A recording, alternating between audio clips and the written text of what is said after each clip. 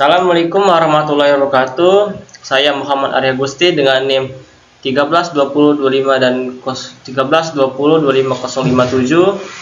Di sini saya akan mempresentasikan PPT mata kuliah Sistem Komunikasi, yaitu Pak Bengawan FTMT. Di sini dengan berjudul Perencanaan Jaringan Seluler. Ada 4 pilar perencanaan jaringan seluler. 1 ada link budget, 2 coverage planning, 3 capacity planning, 4 ada drafters. Evolusi jaringan seluler dari 1980 ke suara analog, dari 2G itu dari 1991, dari 3G itu 2001, dan 4G ada 2019, dan 5G ada 2019.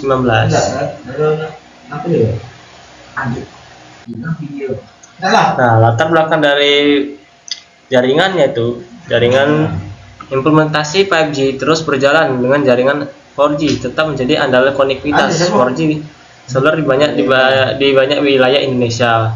Pertumbuhan jumlah pengguna seluler dan memunculkan tantangan pada sisi kapasitas dan cakupan jaringan, menjadikan perencanaan jaringan network planning aspek krusial membangun infrastruktur dan telekomunikasi.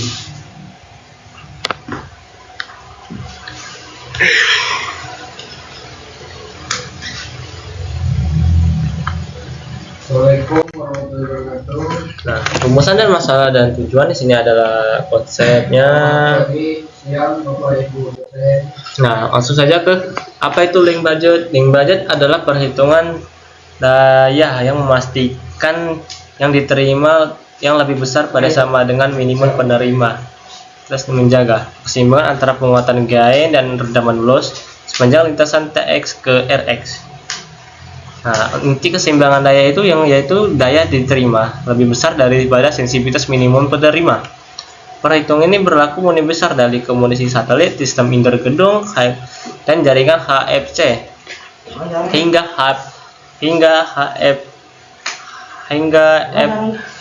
FTTH. 4 penerbangan link budget yaitu komunikasi satelit, 2 indoor building, 3 HFC hybrid, fiber dan koaksial, 4 ada FTTH atau GPON. Coverage planning yaitu menjaga wilayah target. Tujuan utamanya adalah menjamin ketersediaan layanan jaringan berkualitas pada seluruh wilayah operasional dengan biaya investasi seefisien mungkin. Memanfaatkan data spesial, digital evaluation model DIM, data collector dan batas administrasi, dan ada pada model DIM. Di sini ada terdiri dari parameter transmit power, antena gain, sensitivitas RX, pemilihan model propagasi lingkungan, simulasi perhitungan link budget ke maksimum overall path loss, simulasi distribusi sinyal, dan standar KPI. Nah, itu ada parameter teknis coverage planning, yaitu ada RSRP, yaitu referensi signal representation power, dan ada SINR, signal to inference noise ratio, ada CQI, channel quality indicator, MAAPL, maximum allowed path loss. Nah, jenis-jenis arsitektur headnet. Jenis-jenisnya ada terdiri macro result dengan radius 1 sampai 20 km dengan daya 43 sampai 49 dBm. Yang kedua ada micro result dengan radius 200 meter ke 2 km dengan daya 30 sampai 40 dBm. Pico casual yaitu radius dengan 10 sampai 200 meter dengan dengan radius 20 sampai 20 meter dengan daya 2 sampai 24 dBm. Ada femtocell yaitu dengan radius kurang dari 50 meter dan daya 0 sampai 10 dBm, yaitu dengan contohnya itu rumah tangga atau ruang kerja kecil.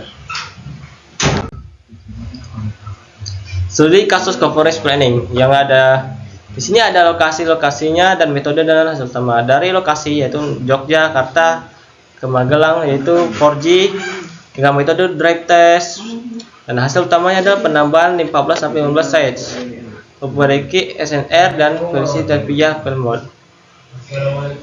Dan ada lokasi Denpasar yaitu dengan 4G awal atau fat loss plus shading.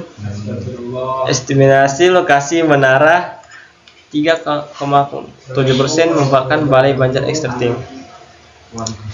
Dan ada lokasi Jombang 5G dengan metode simulasi etol model 3P PP dan 38,91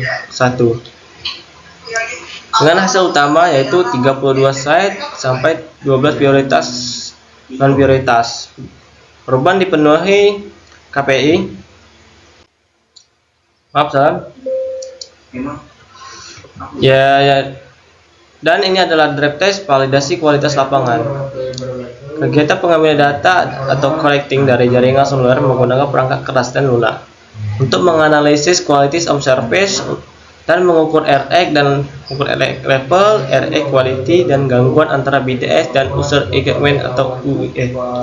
Berdasarkan kondisi pelaksanaan, di kondisi awal BTS baru selesai diinstal dan kondisi maintaining monitoring berkala terjadwal dan insiden respon keluhan pelanggan.